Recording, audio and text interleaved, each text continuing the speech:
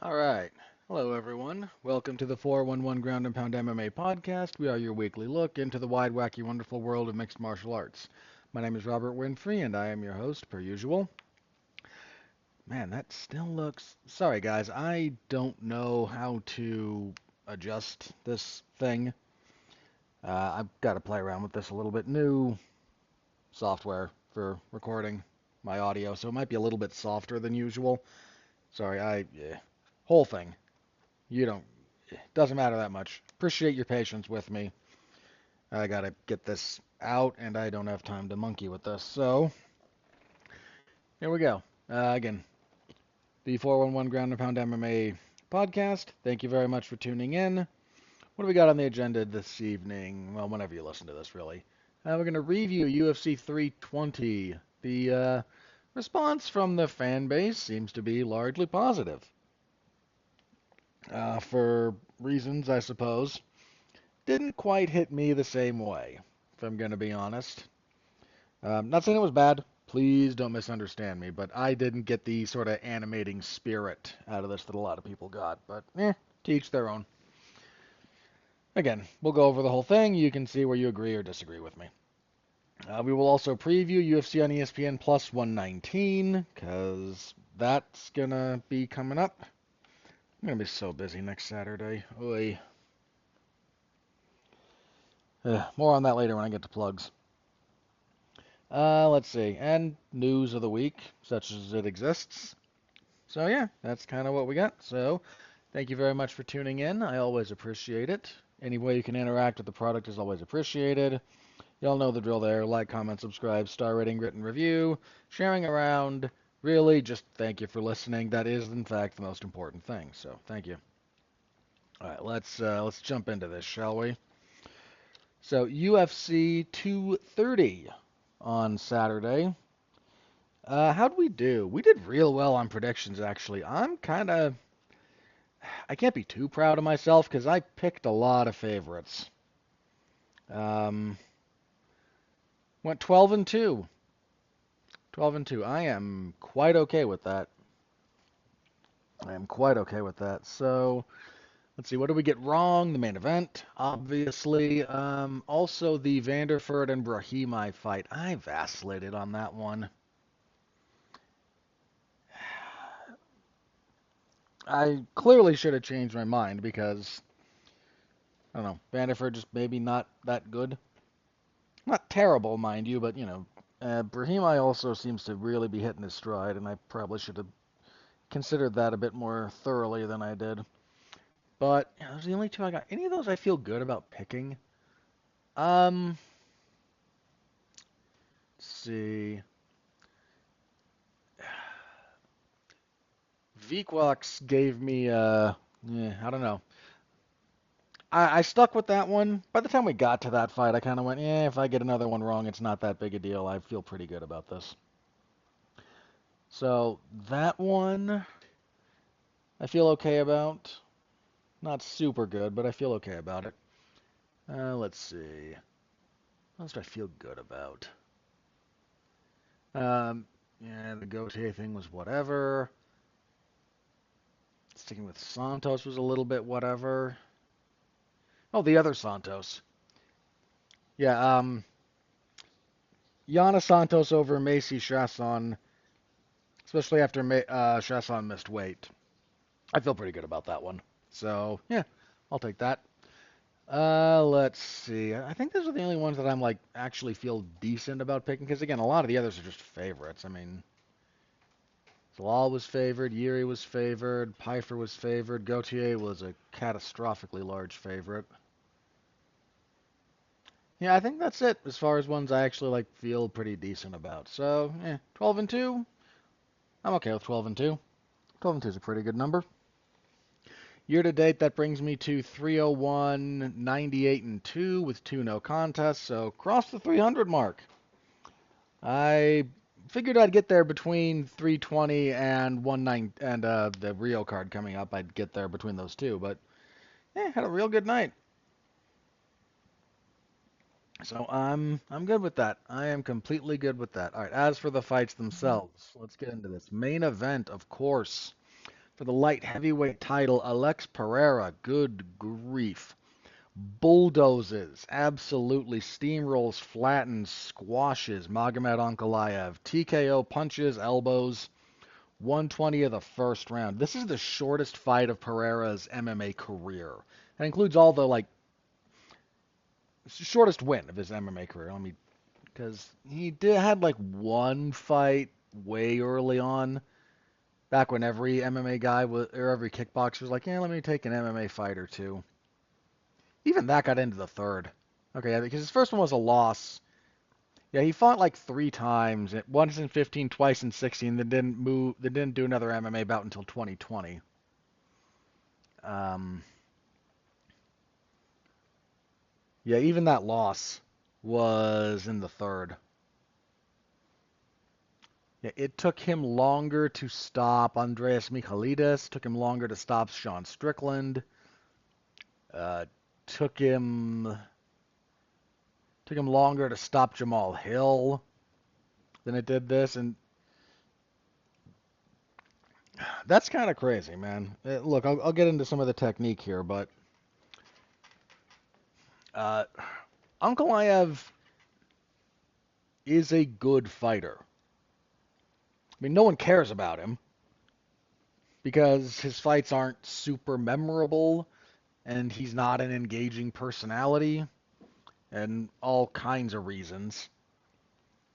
Like, the commentary in this fight was doing the thing like, yeah, he's 21-1-1 with one no contest. Like, you don't do that unless you're really, really good. Very true. My counterpoint to all of you, if you don't mind, apart from the 2 Pereira fights, name me one Magomed Ankalaev fight.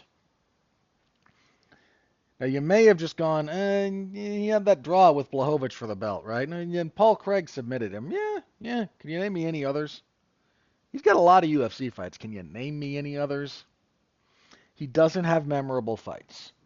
He's got a couple of good finishes. I mean, he front kicked, wasn't that Dalsha Lungiambula he front kicked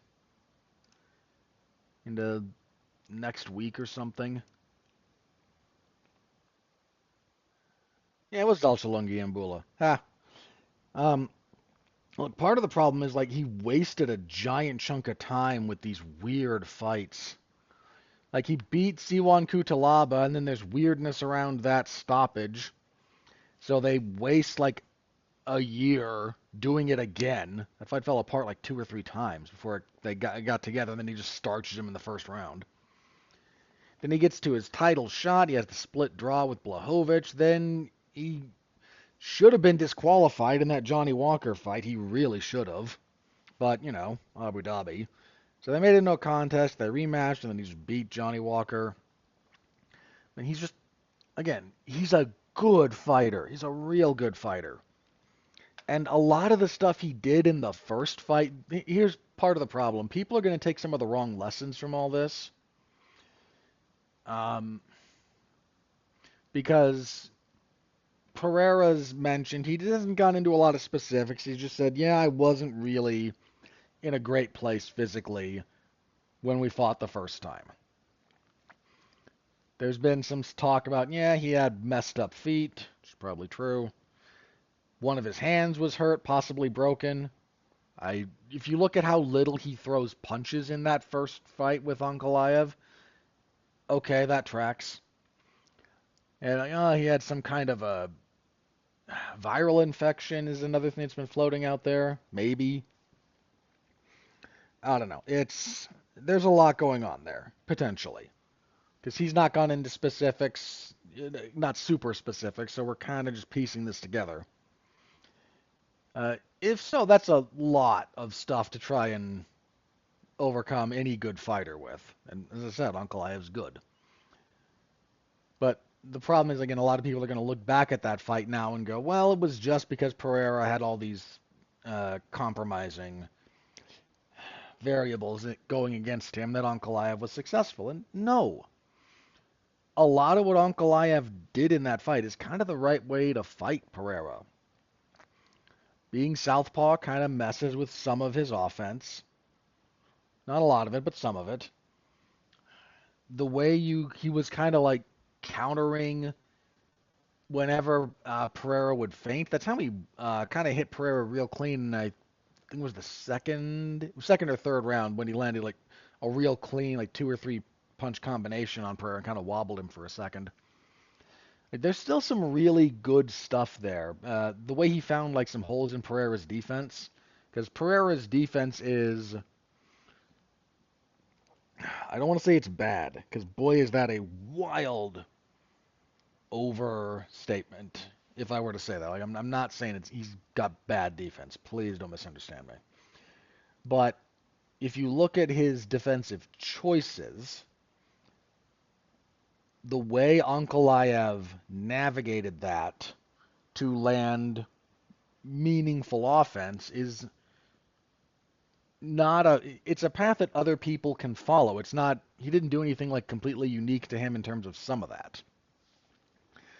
Some other of it, yeah, it's a little bit unique to Ankalaev being like a southpaw who can box a little bit and actually box, like strike and then move your head instead of like a lot of guys in MMA. I mean, even Pereira does this. They'll move their head while they throw, but then they stop and it's like back in the center. Like, yeah, it's a little technically, because Pereira's not perfect. But there's things there that Ankalaev did that can be exploited, and if you're smart, you will look at that and try to figure out what you can take, not just dismiss the result and somehow how you got there out of hand because we have this result. So as for the fight itself, Pereira comes out and this time lands a couple of inside calf kicks fairly quickly. I think it's like it's 3 or 4 depending on how well you think one of them was checked. I mean, just initially, forward pressure right away.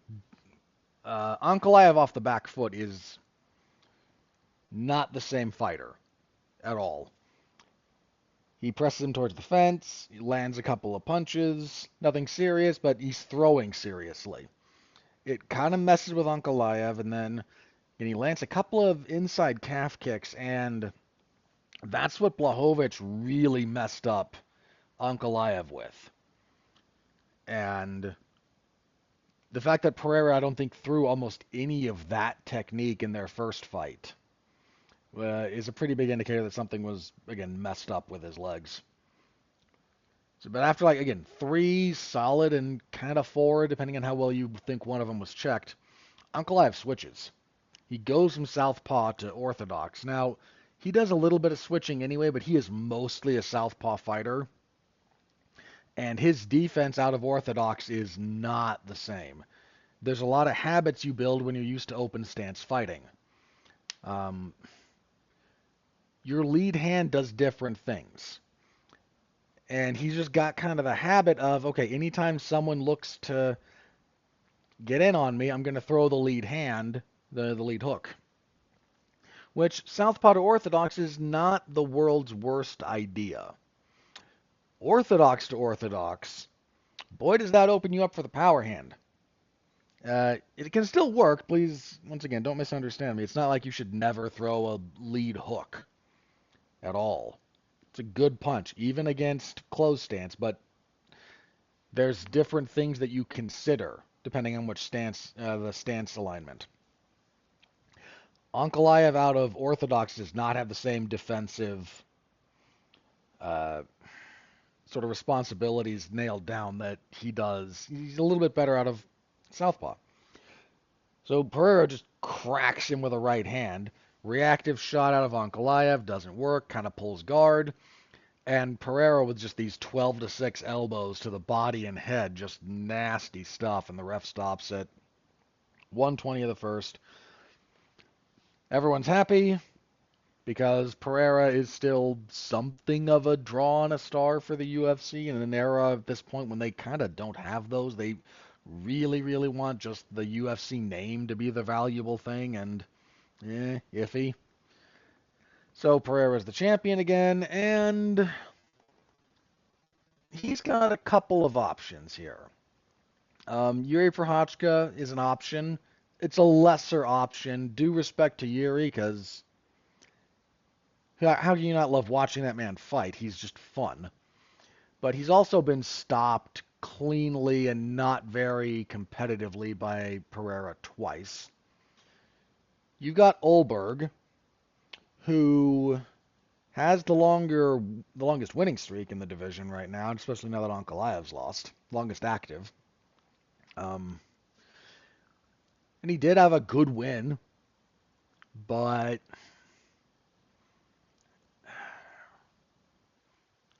I don't feel like there's a ton of momentum for that. Let me be very clear. I'm okay with that fight if it happens, genuinely.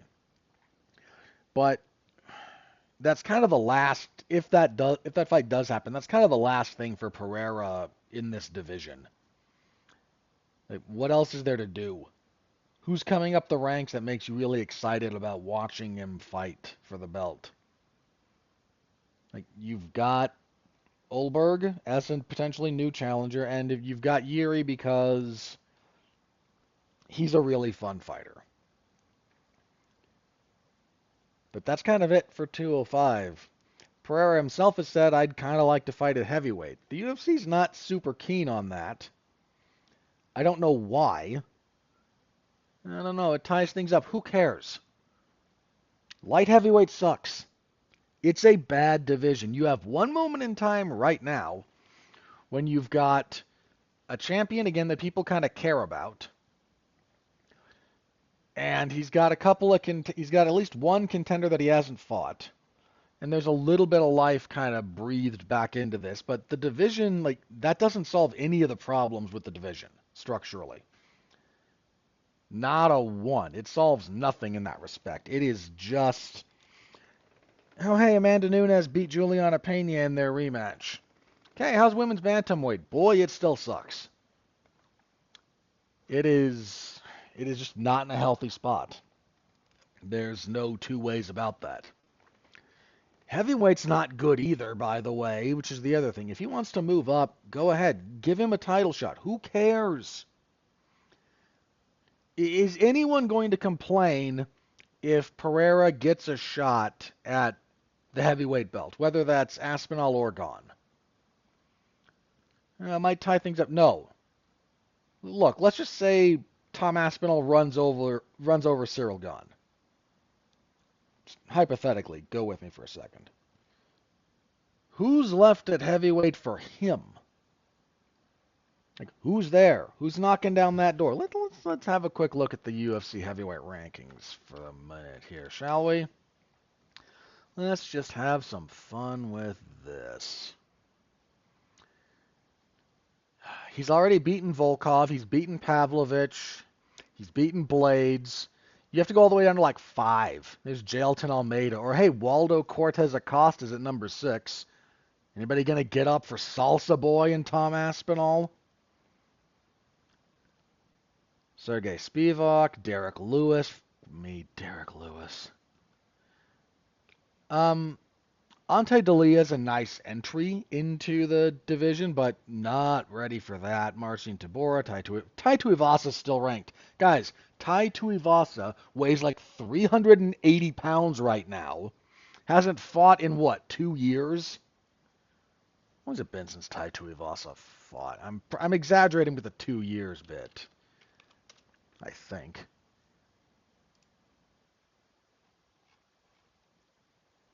Okay, August of last year, so we're north of a year.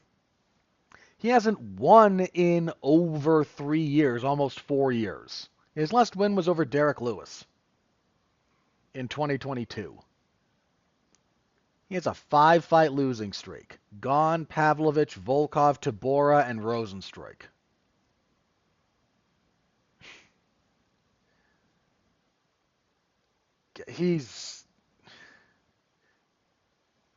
How is he ranked? You haven't won a fight in 3.5 years. More than that, technically. And I'm supposed to believe that you're the 11th best heavyweight the UFC has to offer. Just, what are we doing? Who cares if Pereira wins that belt? I'm not even saying he would. I think Tom Aspinall probably beats him, if we're being honest. I wouldn't be shocked if Pereira won. Aspinall's got some defensive habits that Pereira can take advantage of. But like, who's getting shortchanged here? If Aspinall beats Gane. Even if Gane beats Aspinall, sure, do Cyril Gane and Alex Pereira. Once again, I'm raising the who cares flag here.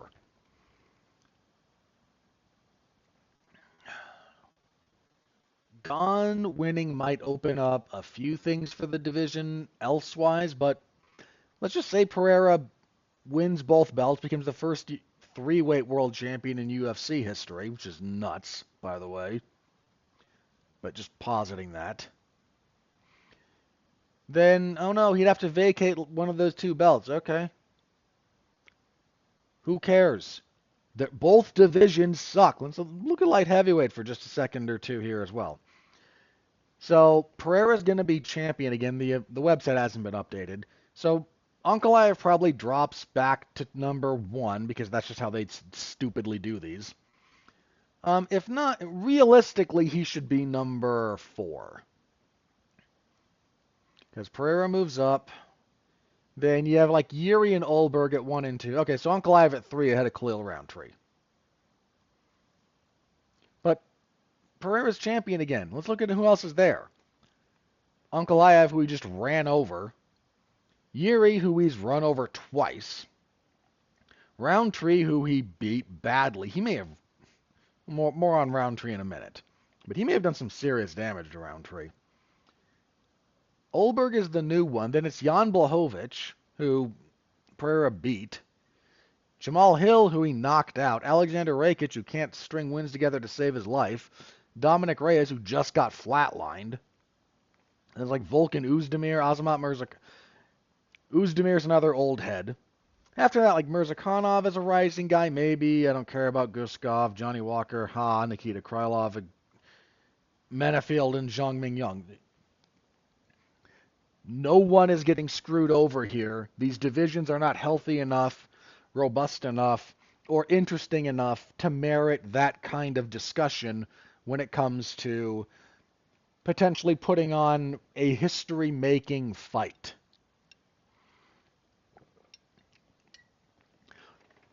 There's nothing there for either division. You might as well. Like, again, I'm going with the why not here. Because if you can't provide me a compelling reason, and I mean real compelling, then there's no reason not to. So, dude, Pereira wants to try it, let him try it. Just let him try it. Who cares? Well, Carlos Olberg is deserving of a title shot. Yeah, he is. You know what? You could do... Dude, if the UFC wanted to do Pereira versus Aspinall, I'm just positing that world. If they did Olberg and Yuri for the interim belt, no one would care.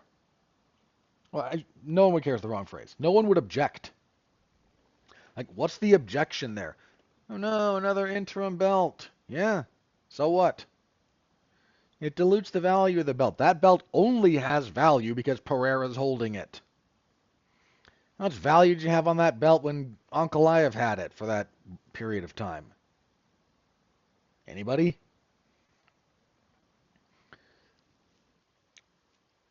So, Pereira wants to do something crazy like that, let him. Dude, this guy saved your bacon in 2024 to the point that it severely diminished his ability to fight well in 2025, cost him his belt. Also, to Pereira, I don't need you to fight 3 times a year, man. The UFC's not going to, like, remember you and take care of you. So, get healthy. I'd rather see this Pereira.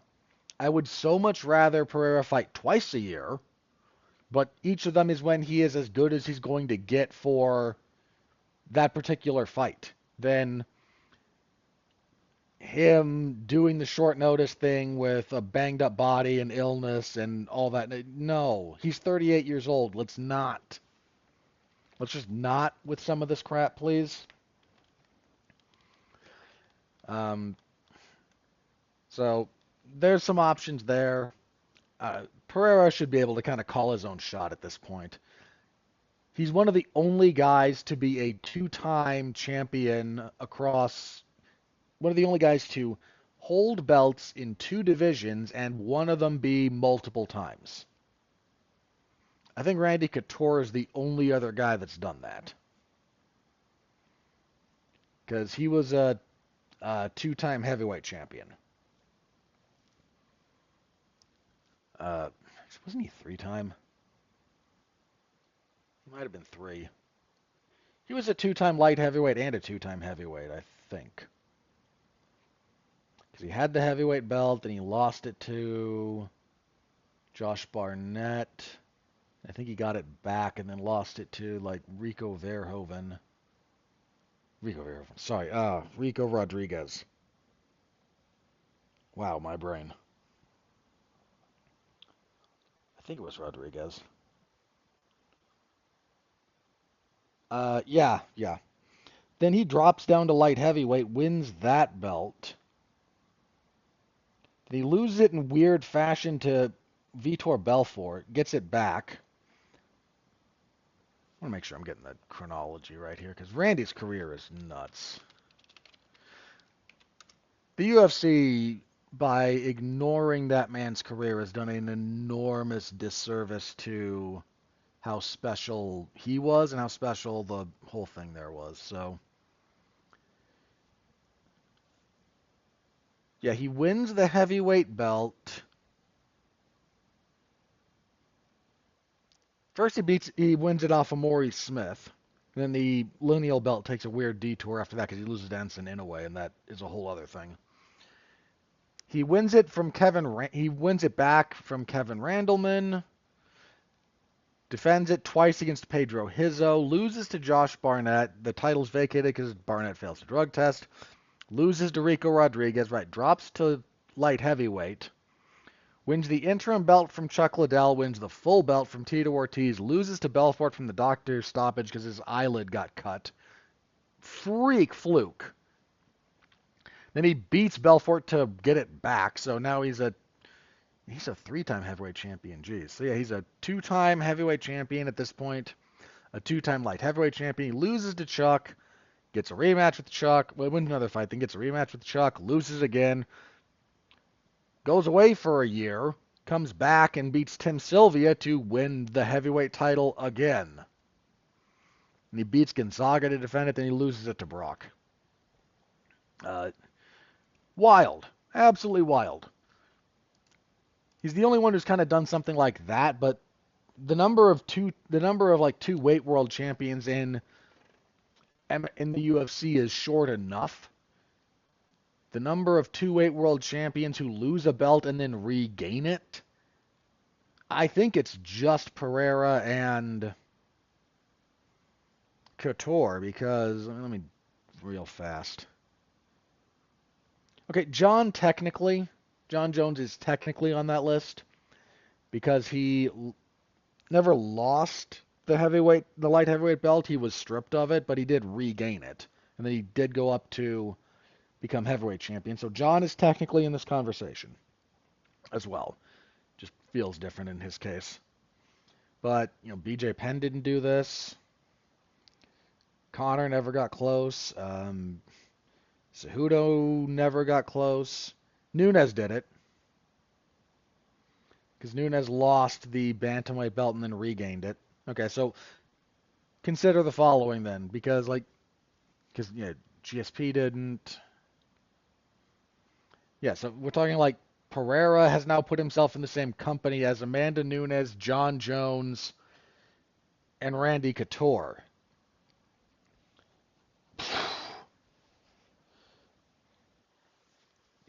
Just let the man fight at heavyweight. I'm going to say it again. What's the serious argument against it? I know the UFC's argument against it, because if he pulls that off, if he becomes a three-weight world champion in the UFC, he might be the first fighter since Conor who might actually have leverage. That's their objection, but anyway. So kind of depending on what happens at the next level will determine what happens with Ankalaev next. He's not getting an immediate rematch off of this. He might get another shot at the belt. He might even hold it again. But he's not getting an immediate rematch. You could do him and Yuri if Olberg gets the next title shot.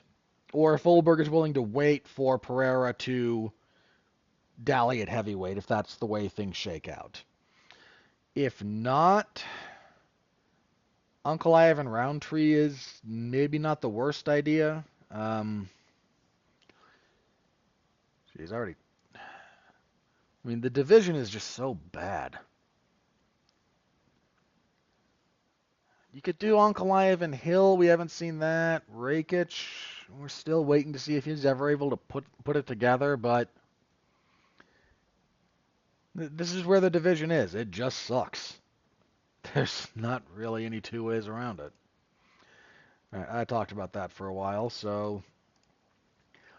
your co-main event, Merab Dvalishvili defeats Corey Sandhagen via unanimous decision, 49-45, twice, and 49-46. Live, I scored this a draw. On rewatch, I don't stand by that. I gave Corey the third round, excuse me. The second round was clearly, that was the 10-8 from Merab. I thought Corey kind of regained it in the third, but on rewatch, I disagreed with my past self, so no issues with Merab winning. I think Corey got the first and the fourth without too much controversy from where I was sitting. But trying to overcome a 10-8 second round, was just never really going to work out. Jeez.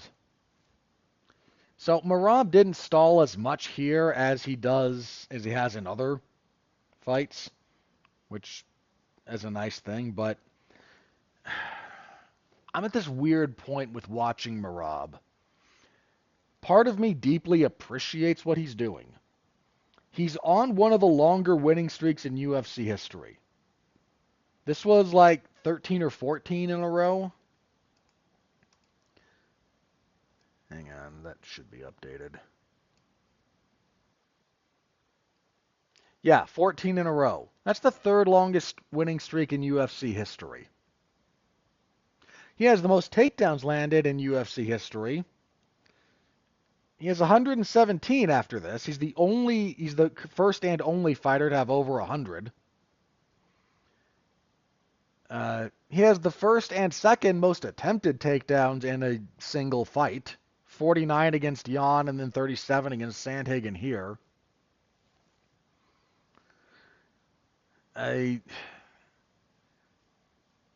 There's a lot about what he's doing that I appreciate, and I find...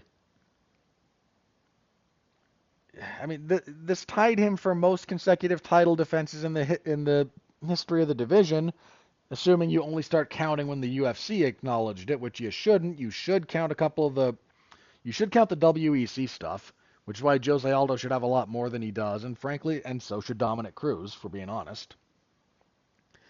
But this ties him with Sterling at 3.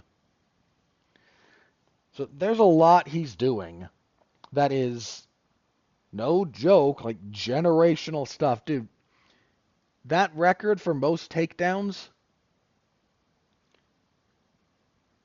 like he's at 117. You want to know who's at number 2? Number 2 is George St. Pierre, who has 90.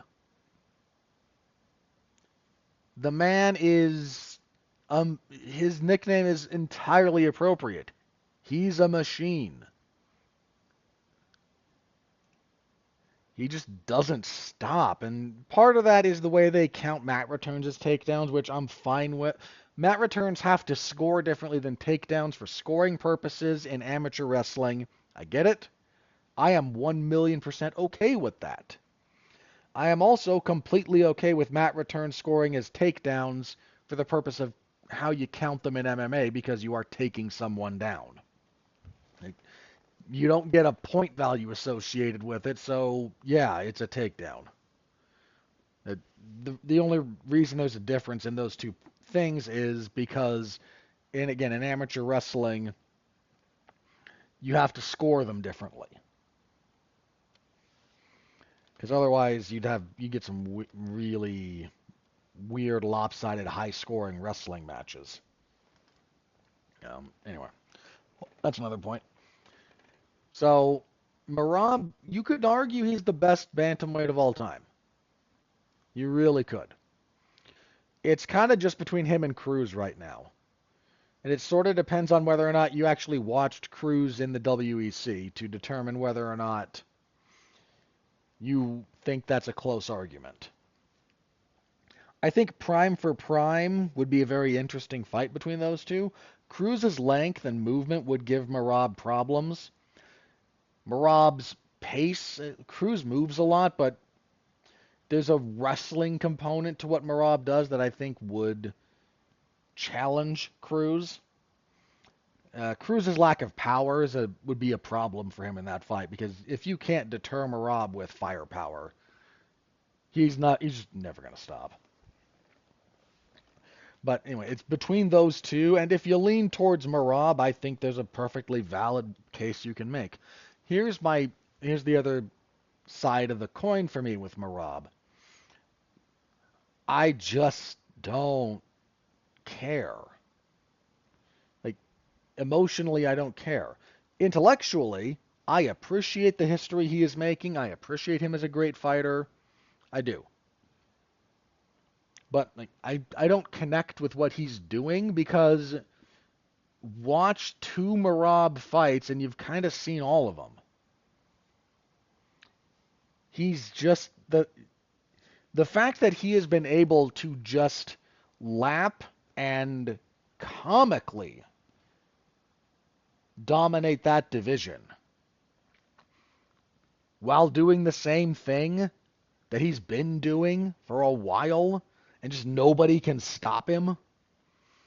There's no mystery about Merab's game. Like, this is not a guy with like deep, nuanced levels of his offensive output. I'm not saying he's a, brute force caveman. That's not it at all. But he's not going to come into a fight and not wrestle you. We know what he's going to do. It doesn't mean, there's nothing to his punching. Because, he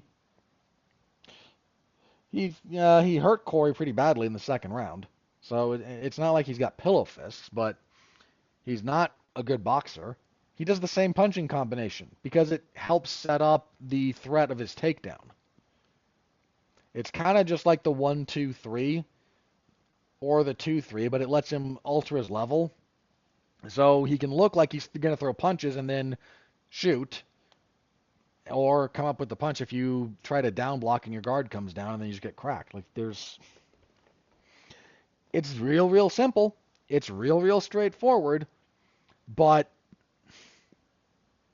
nobody can stop him from doing it. If it ain't broke, don't fix it. I don't know. Like, I appreciate it, but dude, he has like ruined the division, which is wild to say about bantamweight because bantamweight is a good division. I mean, he got asked after the fight, like, who even can be an interesting opponent for you, and he doesn't have an answer. Let's just take a quick look at this. Number one contender for some reason is Sean O'Malley. Merab beat him twice. Cleanly both times, subbed him out with a north-south choke the second time. A rematch with Umar is maybe the last thing. But he beat Umar. Piotr Jan, he beat him. Sandhagen just beat him. Song Yadong, really? Davison Figueiredo is not really in the title picture. He's ranked 6th. Then after that, we get like Marlon Vera. No. Mario Bautista. Bautista is, again, unfairly hated on a little bit. I get it. Like, we all hate him for the Jose Aldo fight. Fine. He's still a really good fighter. He just needs another, like, big win. Then we get to, like, Ayman Zahabi, at 9. He already beat Henry Cejudo, and then it's, yeah, respectfully, nothing. Nothing relevant to Merab. He beat some of these guys, like, on his way up, too. Like, he's just kind of burned it out because nobody can figure out a way to deter him. So he just does what he does. And it's not like Corey Sandhagen didn't fight well. He had a couple of, he won 2 rounds, but not enough. Like, his game plan, he's really good about grip breaking. Merab got to his back a lot, but Merab didn't have quite the same amount of time just hanging out back there that he did against other guys because Corey was able to fight his hands off a little bit better than other people. You're still just losing time. I mean, Merab is just really, really good at making you lose rounds. I mean, he's not much of a finish threat. Weird to say that when, he got a 10-8 second round and, but this is just the historical fact of Merab. Like, this was a decision, okay, he subbed out O'Malley. Okay, fair enough. You know his last finish before that? Just off the top of your head? It was Marlon Moraes in 2021. You know those are the only 2 finishes he's had in the UFC? 2 finishes. And even, like, his entire career, he doesn't have that many. Let's see, 1, 2, 4.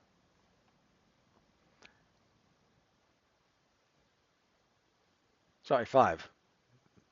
Miscounted.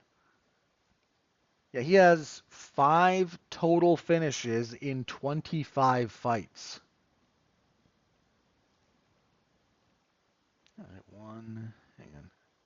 Oh, yeah, 2, 3, 4, yeah. He's not much of a finish threat. Now, that's not the end of the world, but for me, Merab is the kind of guy I watch to appreciate on an academic or an intellectual level. He's not a fighter I get very excited about. I mean, who's the most interesting fight for him at this point? The reality is it's either potentially Pantoja moving up or Merab moving up to featherweight to fight Volk. That's kind of just where we are with him. So we'll have to wait and see. Sandhagen, tough loss, real tough loss. I think we've pretty much seen his ceiling at this point. All right, moving on. Light heavyweights next. Yuri Prochazka defeated Khalil Roundtree via knockout punches, 304 of the third. This was your fight of the night. That's a very fair award to give it. Good 2 rounds for Khalil Roundtree. He has pretty good counters going. Yuri's legs are not really under him early.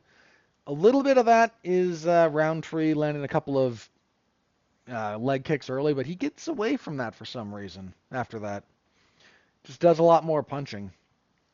Or tying up and doing some like elbows when they get in close. But the leg kicks he kind of got away from, and I think it didn't serve him very well. Yuri's stance is very wide, and he's a little bit vulnerable to those. But third round, one of the things about Yuri, man,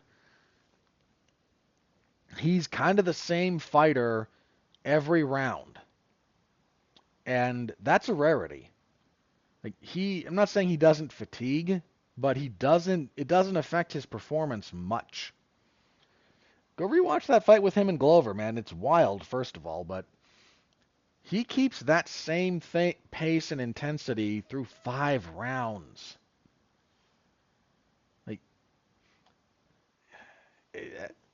it's a really, really hard thing to deal with. After dropping a couple of rounds with Roundtree just kind of being sharper, third round, Yuri gets a bit more aggressive, makes it ugly, forces Roundtree to kind of brawl with him a little bit, and he just finally starts landing, messes up Roundtree's right eye. That's the same eye that Pereira really damaged. I wonder if like that isn't going to be just a problem for him going forward, because oof, some of those kinds of injuries, like they just linger. They re-aggravate very, very easily.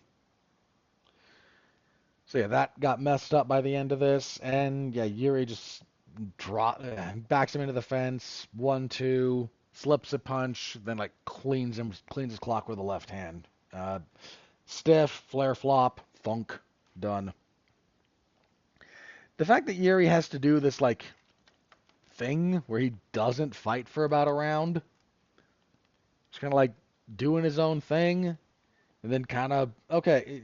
I mean, people were joking like, man, Khalil Roundtree in the third round after 2 rounds of decently hard fighting. Oh no, here's first round Yuri coming at me. Like, jeez.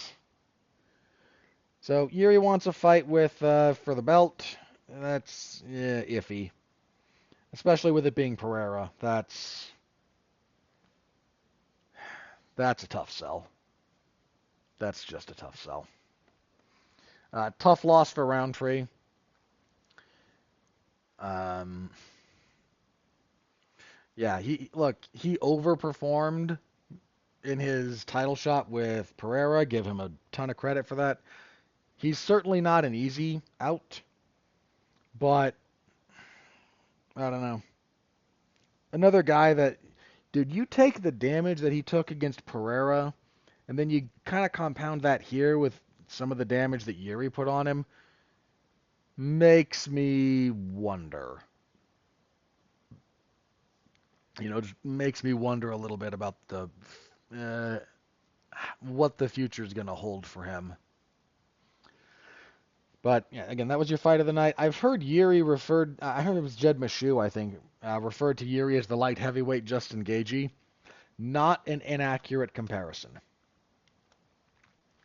All right, featherweight next. Yusuf Zalal subs out Josh Emmett with an armbar, 138 of the first. Movement early from Zalal. Emmett kind of looks to load up and get close, and Zalal intercepts him with a takedown. Gets kind of onto a hip, gets to the back, starts to lose that position, but grabs an armbar. Emmett tries to step around over the head, can't find the angle. Verbally taps.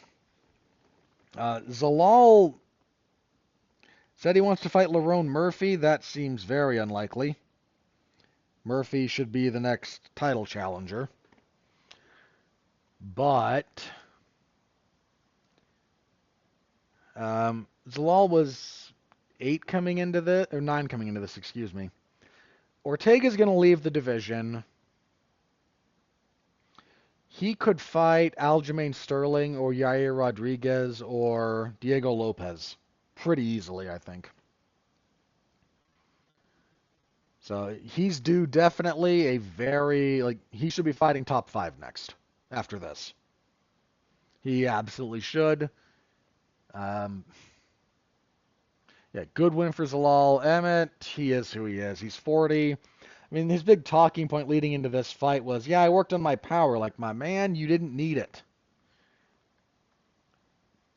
You really did. You do not need to worry about your power. Like, fix your footwork. Fix your setups. Like, there's so much you could work on that isn't, I need to hit harder, because you already hit like a truck. And kicking off the main card, Joe Pyfer defeats Abu Smakhamedov via submission, rear naked choke / face crank. This is more of a face crank. 1:44 of the second. Pyfer pressures early, Tries a takedown, gets reversed. Magomedov spends the first round basically kind of out wrestling him, but Pfeiffer makes him work, and both guys fade down the stretch, but Magomedov fades faster. Second round, Magomedov's faded. Pfeiffer comes in, cracks him a little bit, gets him down. Little ground and pound, moves to the back. Magomedov basically gave up. When you're only hand fighting the way he was, like you've conceded. So, okay win for Pfeiffer. Magomedov's still not very good. That's it for your main card. Not a lot of complaining. You know what? We got at least one really good fight. A big moment out of Pereira. Zalal kind of really starting to announce himself as a serious contender at featherweight, so, I'm okay with it. All right, on the prelims, Ateba Gautier, done killed, Trustin Vines. Vines took this fight on short notice, replacing Ozzy Diaz. That poor guy had nothing. He just ran, just circled for the first minute. Tries a terrible takedown, like bending and reaching. Gautier blocks that, knees him in the head, gets him against the fence, and Vines shoots. Gautier elbows him a couple of times in the head, then just cross faces him into a double collar tie, and with just strength, turns and throws him to the ground, and then punches him out. I mean, a mismatch of all mismatches, borderline unethical. The UFC's really trying to push Gautier. I'm okay with that. But we can be done giving him squash matches, yeah? I mean, Ozzy Diaz was a squash match. This, more so. We can move beyond the introductory squash bouts here, please. Let's get him something of relevance. I don't want to rush the guy. There's still some rawness to his game. He's young, got time to develop. He should be given that time. Not saying throw him to the wolves, but we can be done with here's guys who are going nowhere that he can just here are cans for him to crush. I don't need that anymore. Let's be done with that, please. At a catch weight of 153 because Jusong Yu took this on fairly short notice.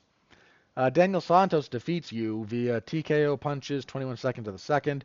Dude, I don't know what those Koreans are doing, some of the South Korean teams are doing, but their weight cutting is absurd. Jusong Yu is a big featherweight. He's a lot bigger than Santos. Whoo-wee. Santos is real workman-like stuff. Yu just has some defensive lapses. Does a lot with his hands down because he likes to try and counter as you come in instead of block. And that's a choice, and it does leave you kind of vulnerable. Because, he and Santos kind of traded blows, but Santos landed better, and that's what led to the finish. So, good enough win for Santos.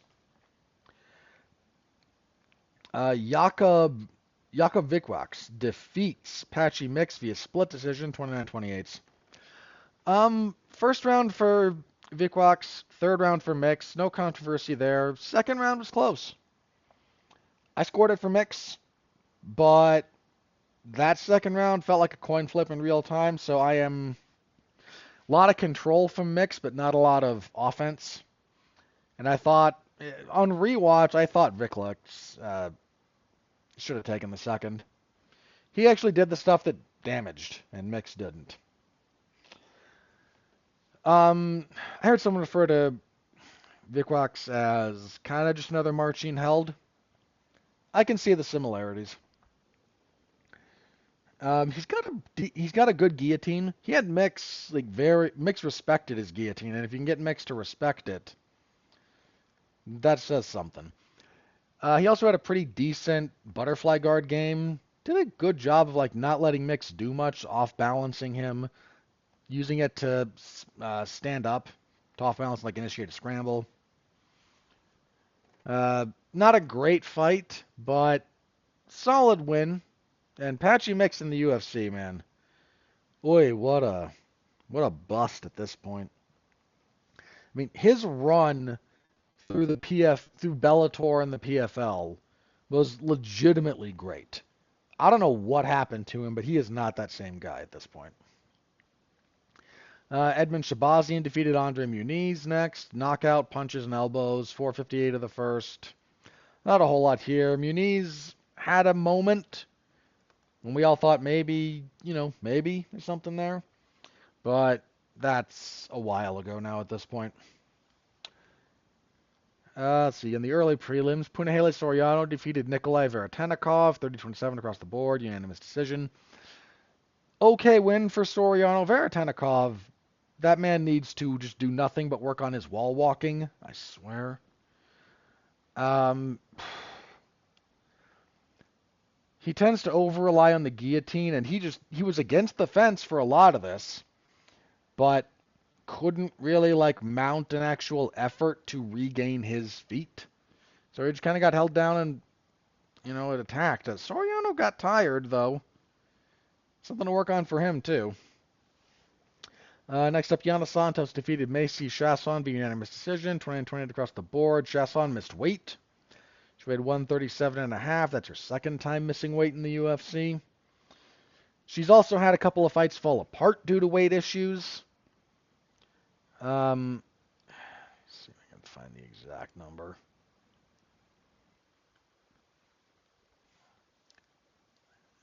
Let's see. Because she's had a lot of fights fall out. Jeez. So she missed weight. Where was it? She missed weight at featherweight when she fought Raquel Pennington. Sheesh. Dumont missed weight against her. There was a catchweight fight when she got stopped by Eline Aldana. Yeah, I need different thing. One sec. I mean, I'm not trying to, say that she needs to be cut or something, but you do have to look at the patterns here. And she had the Ladd fight fall apart a few times. That one time that Ketlin Vieira fight fell apart, I think that was her. No, that was Vieira. Hang on. She had a fight with Yana Santos. Yeah, that one was her. A previous fight with Santos was canceled. Again, she had two fights with Ladd fall apart. One of those was that time Ladd looked on the scale just like death. So she's had issues with making weight. And this is her second time missing. It's a rough spot to be in. Santos came out pretty hard, won the first 2 rounds, then faded in the third, and Chasson did I won that because she won the third round. No. You didn't get a 10-8. If you want to argue Pride scoring, then maybe you could argue she won. But Pride's criteria was a little bit different, to say nothing of scoring the fight as a whole. So, Farid Basharat defeated Chris Gutierrez via unanimous decision, 29-28 across the board. Basharat 1-2. He slows a little bit. Gutierrez does a few things in the third round, but dude, Gutierrez just takes forever to get going. Welterweight Ramiz Brahimaj defeated Austin Vanderford via guillotine choke. It's a 10-finger guillotine / front choke. 2:37 to the second. Vanderford,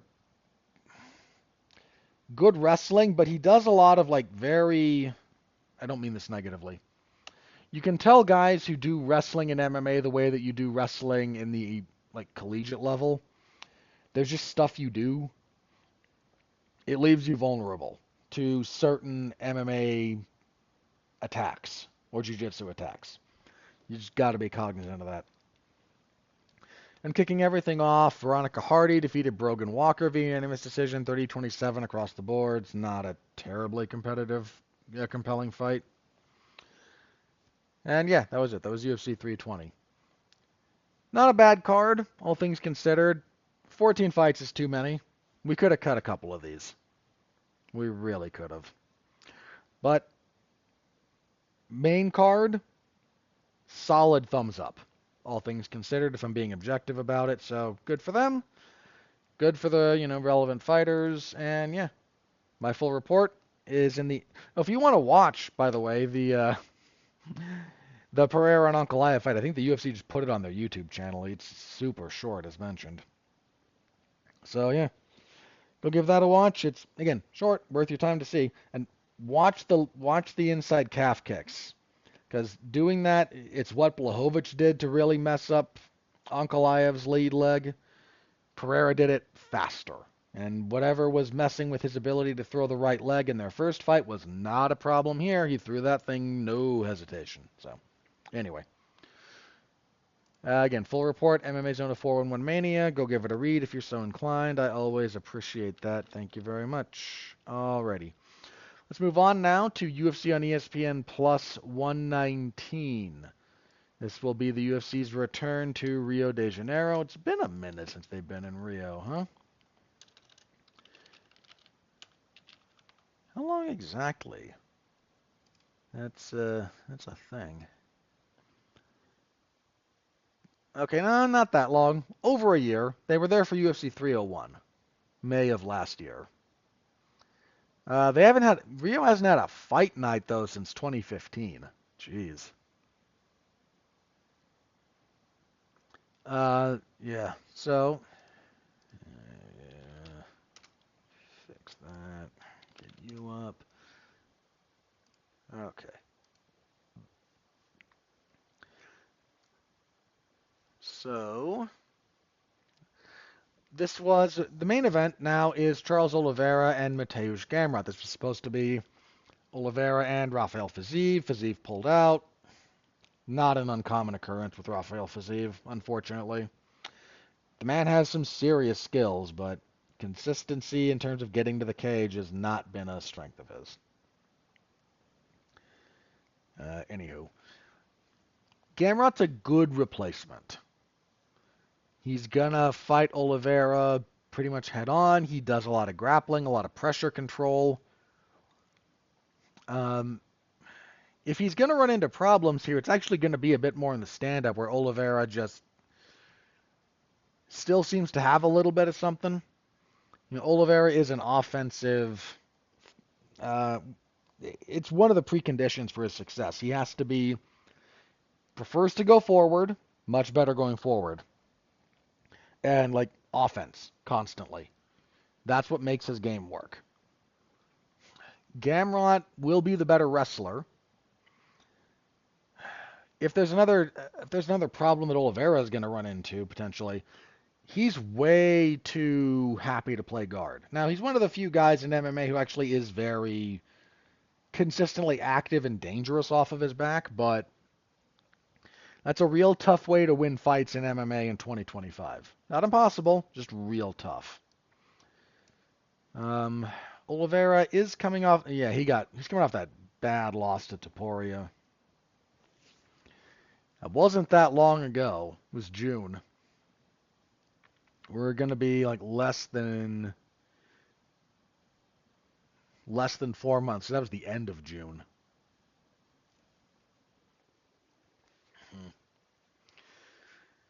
That was a bigger concern against Fiziev. Gamrot, not much of a knockout threat. Certainly not the way Fiziev is. Gamrot beat Ludovic Klein earlier this year. Had the split loss to Dan Hooker. That ended a 3-fight winning streak for him, actually. I don't know.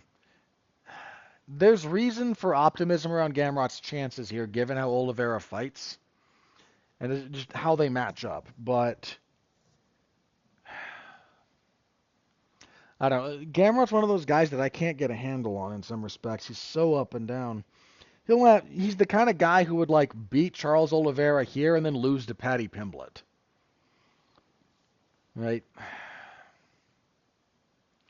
Odds are with Oliveira. Actually, the odds are with Gamrot. Not by much. Not by much. You can get almost even money on Oliveira. Stylistically, I get that. If this were a 3-round fight, I would pick Gamrot. Um, yeah, if this were 3 rounds, I would pick Gamrot, and I wouldn't. I'd say I wouldn't think about it because that's not true, but I would feel confident. 5 rounds with Oliveira on short notice is kind of a big ask. I'm going to go with Oliveira.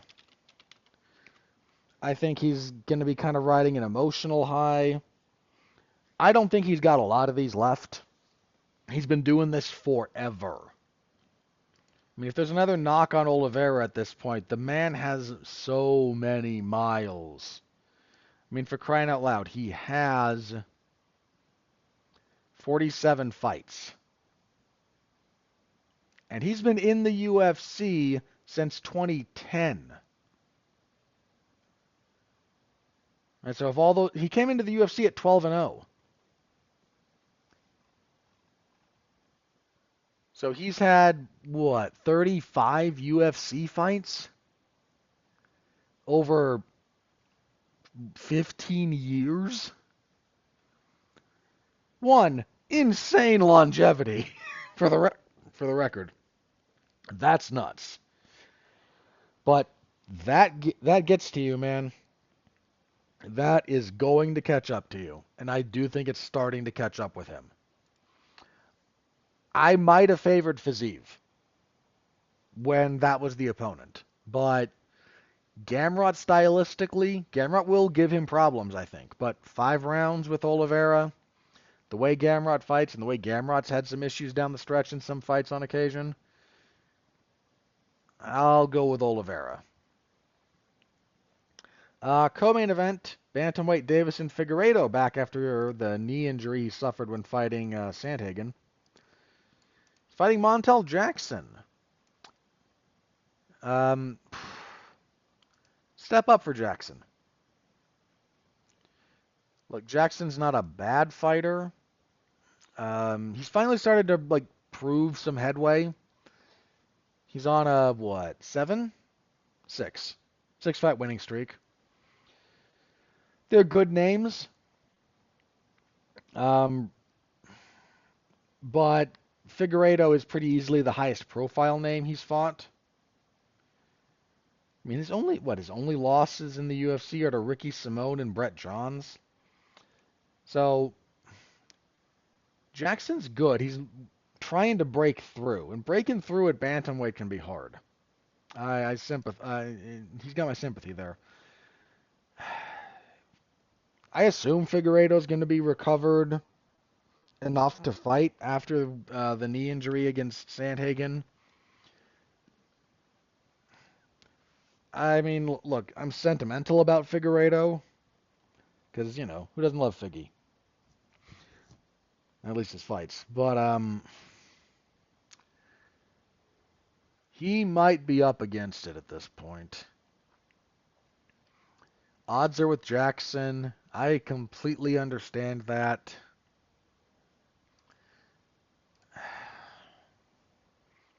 Let me asterisk this one.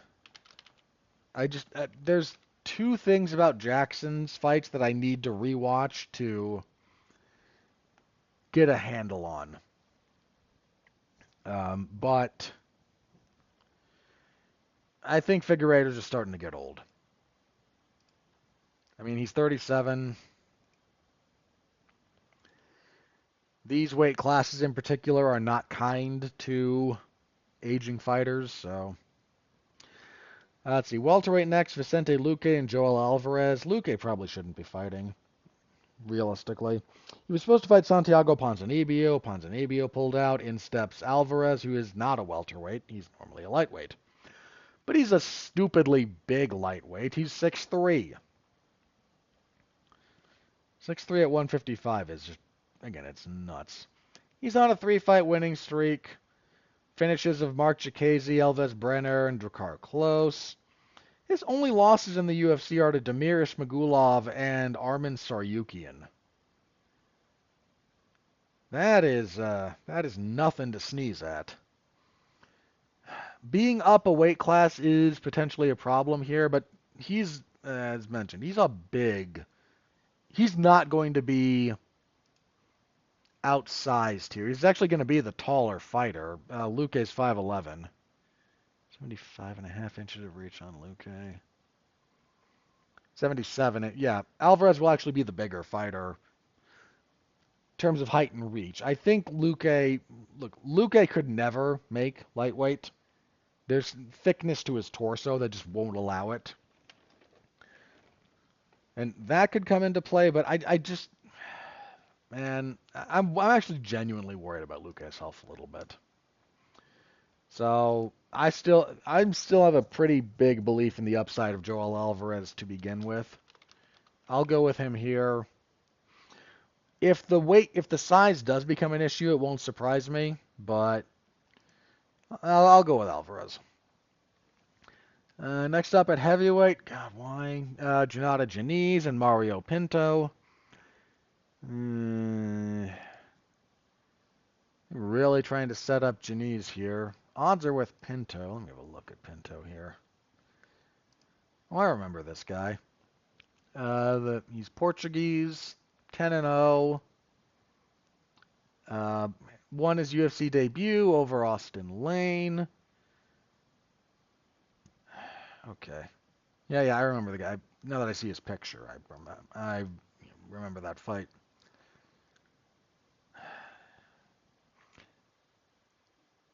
They might be looking more at like cashing Janice out because he's only got the one loss in the UFC. That was against Marcin Tybura, so, His wins haven't been super impressive either. Austin Lane, Carl Williams, and Alvin Hines. And that Hines thing was short notice, if memory serves. Here's the thing, though. Like, Pinto... He looked good against Austin Lane, but Austin Lane is just there to look good against. Janice may not be a world beater, but he's definitely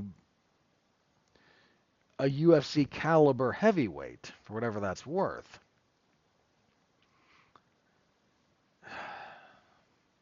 I'm just going to go with the odds here. I don't think that Janice is the kind of veteran that could lean on some of that experience and get, Pinto to super overextend himself and then punish him for it later. I don't think Janice is that kind of guy. The odds are actually very close.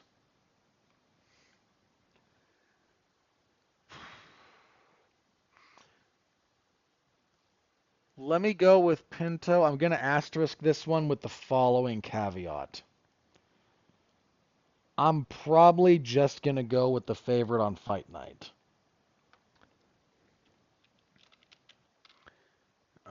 So that's more about that than anything else. Next up at featherweight, Ricardo Ramos and Con Offley. Boy, they're trying real hard with Offley.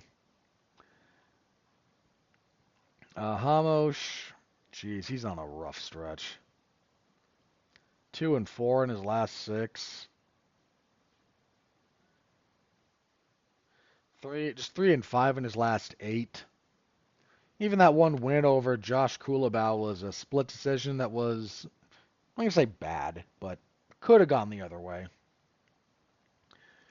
Yeah, they're trying with Offley here, who's 11-4-1. I think he's, 0-2 in the UFC? Yeah, losses to Myron Santos and Muhammad Naimov. Dude, if you can't beat Ramos at this point, you probably shouldn't be in the UFC. It's a rough thing to look at. The odds like Ramos. Do I think Ramos is washed enough to lose to Offley? Look at something. Ramos is 5'9", 72 inches of reach. Offley is 5'7", 66 inches. That is definitely a consideration. And though, look, Hamosh will find stuff.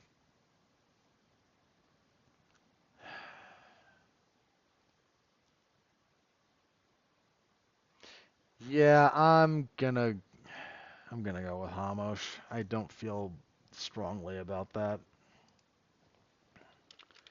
but I don't know. Awfully, I just don't know should be in the UFC. I don't think that's doing him any favors.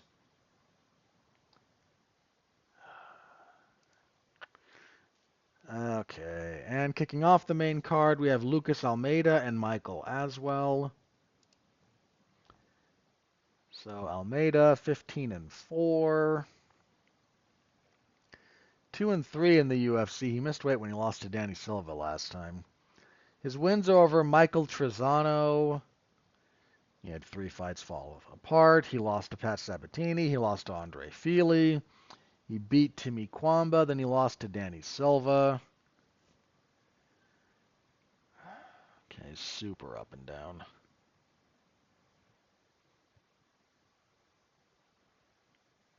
Lost to Daniel Zellhuber on the Contender Series. As well, lost his UFC debut to Balaji Oki.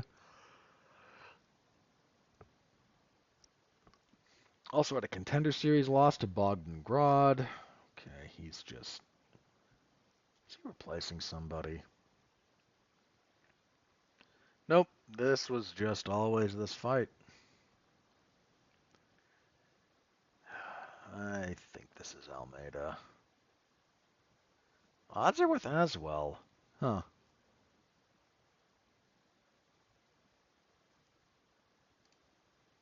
Yeah, I'll go with Almeida.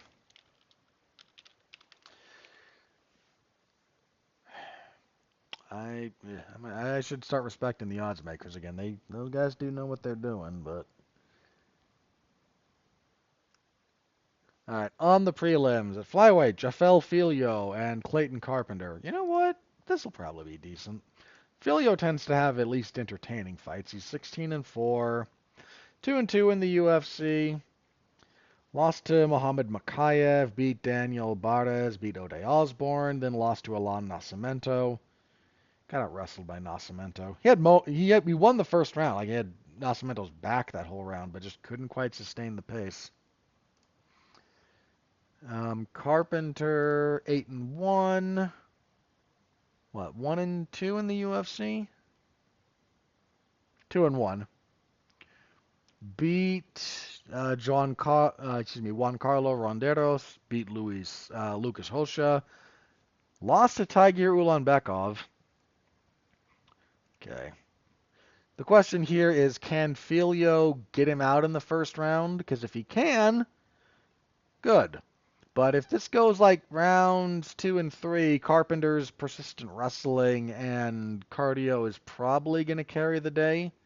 It's a well-matched fight. Give him credit for that. Yeah, the odds are basically a pick'em here. Have a quick look.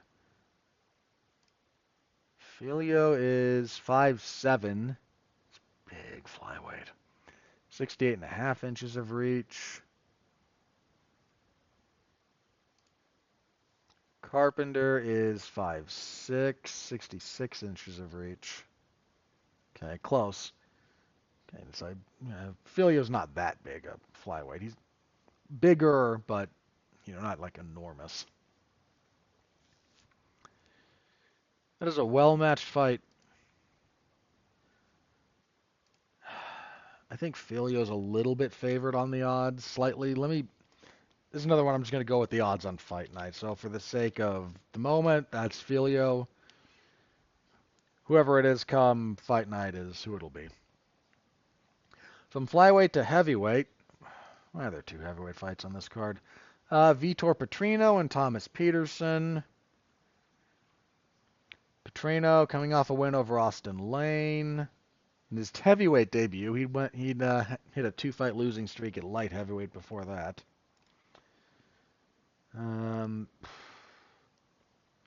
Peterson 10-3. 2-2 in the UFC. Traded wins and losses. Lost to Jamal Poogs. Beat Muhammad Usman. That was funny. Lost to Shamil Gaziev. That's funny. Beat Dontel Mays. Does the pattern hold?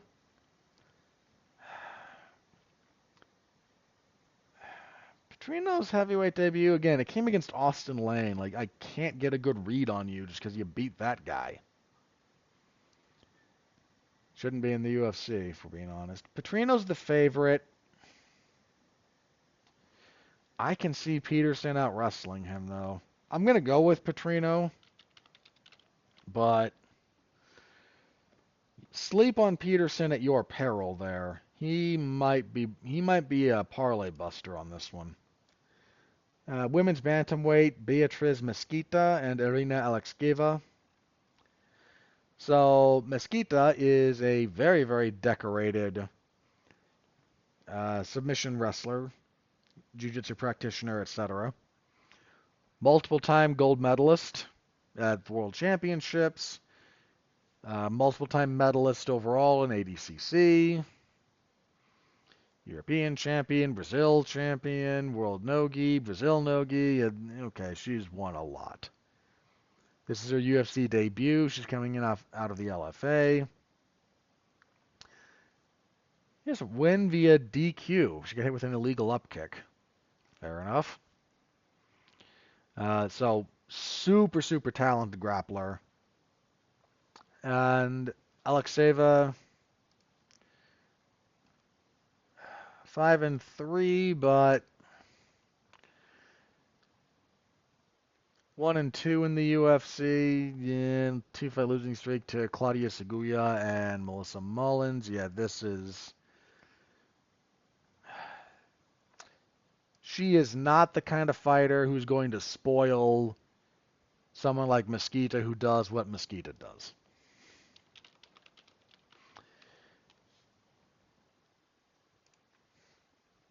Oh, yeah. Flyweight next, Lucas Hosha and Stuart Nickel. This just fell out of the card. Hosha 17-2. Lost his UFC debut to Clayton Carpenter, as previously mentioned.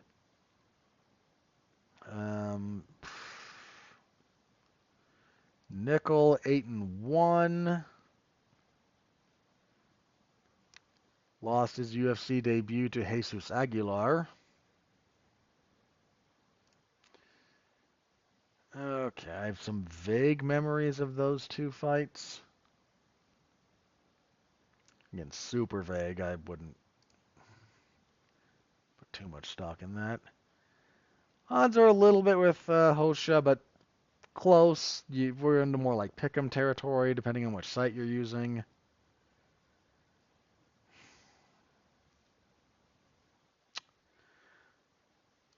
I don't feel strong enough one way or the other to buck the odds for the sake of bucking the odds. But again, super close fight, so well matched. Heavyweights again, good grief. 3 heavyweight fights on one card should be a war crime. Walter Walker and Muhammad Usman. The Walter Walker leg collector gimmick is about to run out at some point. I just don't think that Muhammad Usman's the guy to do it. I don't think Muhammad Usman is all that good. I'll go with Walker. That said, if Walker does win, I will not at all be surprised. Strawweight next, Yulia Palastri and Karolina Kowalkiewicz. Karolina's still kicking around, huh? Good for her. She's a little washed at this point. 16-9. She's 39. She'll be 40 this month. 2-fight losing streak to Yasmin Lucindo and Denise Gomes. Look, the fact that she broke a 5-fight losing streak to rattle off a few wins in a row, granted lower levels of competition, Felice Herrig, Silvana Gomez-Juarez, Vanessa Demopoulos, and Diana Belbicha, but 2-fight losing streak now. Palastri 13-5. I'll look at her real fast. 1-2 in the UFC. Losses to Josephine Knudsen and Lupita Godinez. Split decision over Corey McKenna. Coming off a loss to Godinez. Kowalkiewicz will oblige the way Polastri likes to fight, though, and I think that's kind of the deciding factor here. Polastri's very limited, but I don't know that Kowalkiewicz is at the point in her career where she's going to be super smart enough to, like, get around that. Again, I also do think Kowalkiewicz is kind of, like, bordering on washed. Alright, I go with Polastri, but what are the odds on that? Oh. I wouldn't feel that comfortable. Odds have her at like minus 400, minus 450. I wouldn't feel good about that. Like, if I have to, you're betting paying out like plus 300 on Kowalkiewicz against a woman who's 1-2 in the UFC. Like, you're playing with fire there, my guys. And kicking everything off at bantamweight, we have the Juan Lacerda and Simon Oliveira. So Lacerda, 12-3, 0-2 in the UFC, has been out of action since June of 23. So 2.5 years, give or take.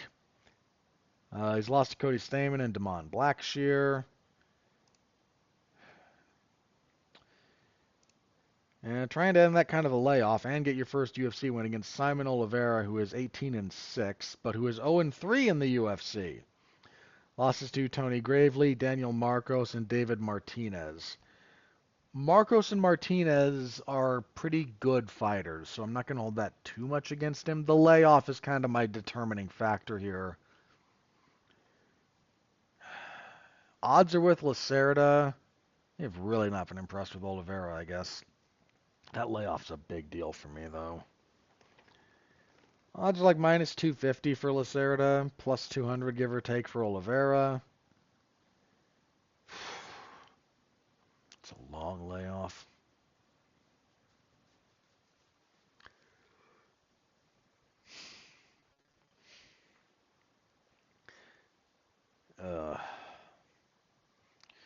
Believe it or not, I'm going to asterisk this. I'm going to pick Lacerda here. I need to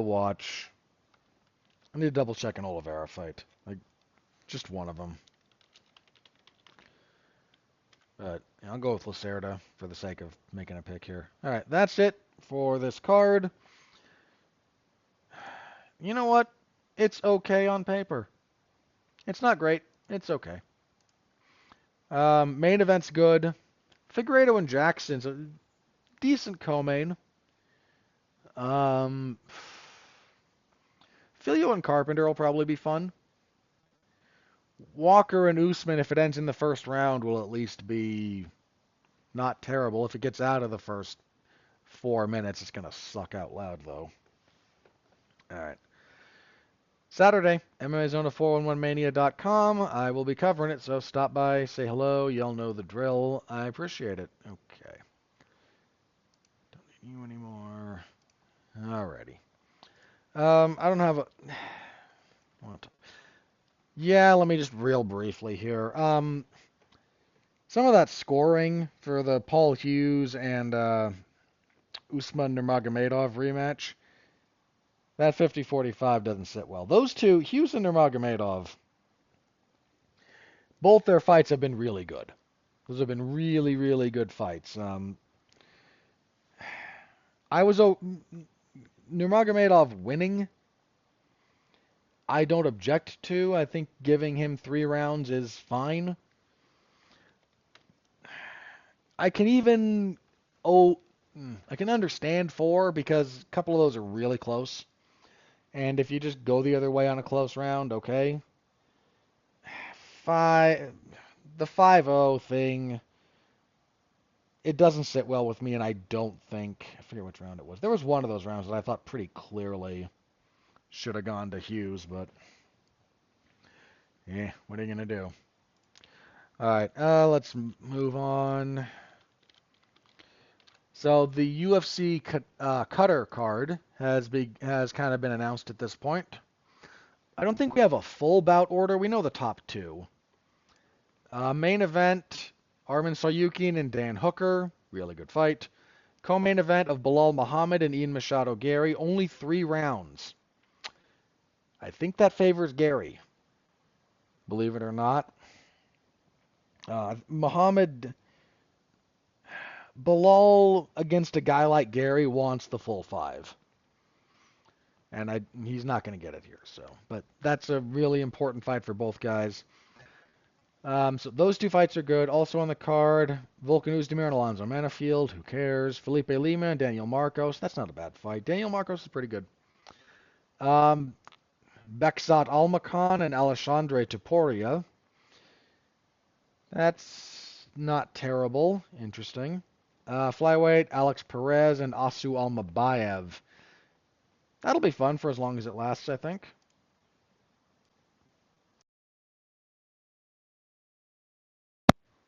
Yeah, sorry about that. Why did that? Ugh, never mind. I don't have time to chase the bugs. Okay. Let's see. Sergey heavyweight next. Ugh. Sergey Spivak and Shamil Gaziv. Terrible, but heavyweight. Light heavyweight, Abdul Rahman Yakayev and Rafael Sirkaria. Bleh. Bogdan Grad and Luke Riley. That's not terrible. Ismail Narudiev and Ryan Loder. Bit of a sleeper fight there, actually. Narudiev's pretty good. Tiger Ulanbekov. Oh, Kyoji Horiguchi's back. The Gooch. That'll be good. Horiguchi and Ulanbekov should be pretty good. Also announced, good grief, Jan Blachowicz and Bogdan Gushkov. Whatever. Paulo Costa and somebody. He was supposed to fight Sharamar Gamedov. We'll see if he stays on the card even. Marek Buljo? Where are you from, sir? Bujo? I don't know. Denzel Freeman, whatever, and Jack Hermanson versus Mekdebek Oralby. So, 1, 2, 3, 4, 5, 6, 7, 8, 9, 10, 11, 12. Yeah, 14 fights again, give or take. I don't like it. That's too many. That's just too many for my taste. But, you know what? All things considered, not the worst card I've ever seen. Yeah, I think that was it for news. Just that I had written down. All right, I will check the old socials and see if there's anything there. If not, we'll do plugs, and then I will get out of here. All right, nope, I don't see anything new there, so plugs. Monday will be a Damn You Hollywood review for The Smashing Machine. Dwayne Johnson going, no, seriously, I'm an actor. Haven't seen it yet, so I'll reserve judgment, but I don't know. We'll see. I have to see the movie. But Mark and I will be tackling that on Damn You Hollywood, so tune in for that. WWE SmackDown on Friday over in the Wrestling Zone of 411mania.com. Saturday morning, I agreed to cover WWE's Crown Jewel event in Perth, Australia. I don't know why I did. I'm not going to lie. I know why I did it. I know exactly why I did it. But I will be covering that in the morning. That starts at 6 a.m. my time, so that'll be fun. And then UFC on ESPN plus 119 in the evening. So, yeah, I will be a busy, busy boy on Saturday. So, next Sunday, we will be back here. Well, I'll be back here recording. You'll be listening whenever you listen. We will review UFC on ESPN plus 119, and we will preview UFC on ESPN plus 120. Headlined by Rainier de Ritter and Brendan Allen. That was supposed to be de Ritter and Fluffy Hernandez. What else is on that card that's worth caring about? Kevin Holland and Mike Malott. Don't really care. Marlon Vera and Eamon Zahabi. They're ranked, but Manon Fior and Jasmine Jasdavicius. They're trying to get Fior back on track. Cody Gibson and Orichi Long. No. Kyle Nelson and Matt Frivola. Outside shot. Charles Jourdain, and Davy Grant. Davy Grant can't fight twice in a year. That's against the rules. Um, that'll be Charles Jourdain, man. Moments of brilliance. That might be okay. David Grant's good for a fight. Bruno Silva and Hyun-Sung Park. Okay. Danny Barlow and Jordan Heberios dos Santos, don't care. Kyle Perpel can do Dober, don't care. Stephanie Luciano and Havana Oliveira, don't care. Azamat Bakoev and Yoris pronounce